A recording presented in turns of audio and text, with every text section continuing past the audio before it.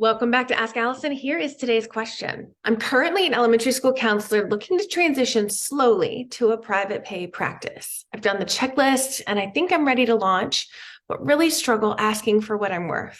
It's especially difficult since many of the people who want to see me are former students and their families. How do I navigate this from the get-go? I really don't want to take insurance if I don't have to. Thanks. So first, I want to thank TherapyNotes for sponsoring Ask Allison.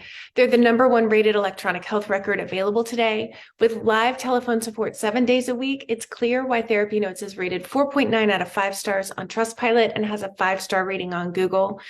TherapyNotes makes billing, scheduling, note-taking, and telehealth incredibly easy. And for you prescribers out there, they also have ePrescribe. If you're coming from another EHR, TherapyNotes makes the transition incredibly easy, importing your demographic data free of charge so you can get going right away. Find out what more than 100,000 mental health professionals already know. Use promo code ABUNDANT at therapynotes.com for 2 months free. All right, I love this question. I want you to depersonalize your fee because there is not a number that captures your worth. What we do is truly beyond something a number can communicate. So this idea of charging your worth, which is really popular, and I think is really saying like, charge a number that makes sense for you to continue doing the great work you do. Like that version of it makes sense, but I think the quick and dirty share, like charge what you're worth, doesn't make sense because that number has nothing to do with our worth. So we're going to use math instead. And I want you to figure out the amount of money you need to make the life you want to live. I'm talking not just about like your mortgage payments and utilities, but your yoga classes that you want to take, your vacation, saving for retirement, paying your taxes, the juicy CEUs, those kinds of things. So let's say you find that you need your practice to make $125,000 a year. I plucked that from the air. And you want to see 20 clients a week. If you charge $150 for 20 sessions per week and you take 6 weeks off a year, then you're making $126,000 a year. So again, $150 a session, 20 sessions a week, 6 weeks off a year, you're at $126,000. Now, if you charge $175 per session, you only need to see 17 people per week paying that amount. And then you can see 3 people a week on a sliding scale. It can slide down however low you want because you're already making your goal amount of money. You can also make more money. Like you're already at 126,000, seeing 17 people a week. You add on 3 more people a week at whatever sliding scale you want. You're making more money than your goal, which is fantastic. And you're keeping up with the number of sessions you want. If you charge $200 per session, you only need to see 15 people paying that fee. And then you can see 5 sessions per week at a sliding scale rate.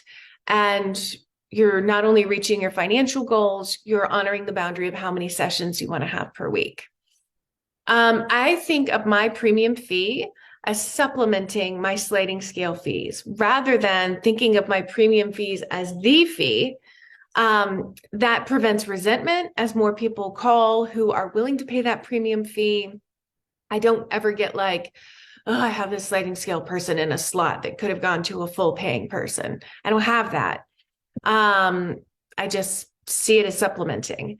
And my fee is high because I want to serve people who can't afford it. And this is not popular in the sometimes dichotomous premium fee space where sliding scale is often seen as you violating your own boundaries. Personally, I might not be alive today if sliding scale hadn't been available to me when I was young, so I'm going to keep offering it. If you decide to offer sliding scale, and I do want you to think about it, I don't want you to take it as like the easy road out that I'm giving you of like, oh, I can do a hybrid practice. You can, but I want you to think about why you're doing sliding scale. And if you're clear you want to do it, make sure that you're picky and who you're offering sliding scale to. Make sure they're really great fits. Make sure they actually need the sliding scale. I once worked with a client who I didn't realize absolutely didn't need it until she brought in like multiple real designer handbags over the course of our time together. And I was like, that's a session, that's 2 sessions. And that did build resentment.